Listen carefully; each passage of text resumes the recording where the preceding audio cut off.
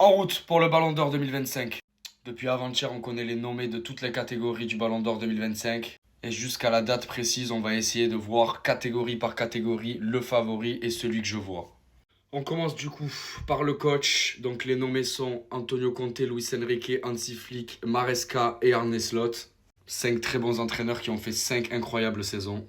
Même si je pense que celui qui mérite le plus, c'est Luis Enrique, je vais m'expliquer. D'abord, je vais parler un petit peu des autres. Antonio Conte qui a fait un boulot exceptionnel à Naples, champion d'Italie.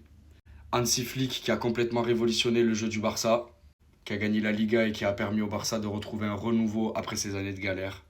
Maresca qui est en train de créer une très très grosse équipe avec Chelsea, qui a gagné la Coupe du Monde des clubs. Et bien sûr, mon favori, Luis Enrique.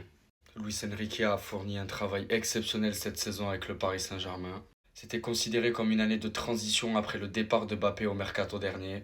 Et Luis Enrique a complètement transformé son équipe du jour au lendemain. Avec 6 premiers mois un petit peu compliqués, mais où on voyait clairement les idées de jeu. Et 6 derniers mois exceptionnels qui se sont conclus en apothéose avec la victoire en Ligue des Champions, la première du club. Et rien que pour ça, il mérite. C'est le seul coach du Paris Saint-Germain de l'histoire à avoir remporté la Ligue des Champions.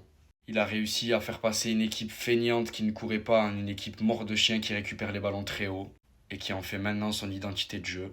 Je pense que Luis Enrique est là pour un bon bout de temps et qui va continuer à faire un très très gros projet avec le Paris Saint-Germain. En tout cas, je l'espère fortement. Et pour moi, il mérite amplement le titre de meilleur coach de l'année.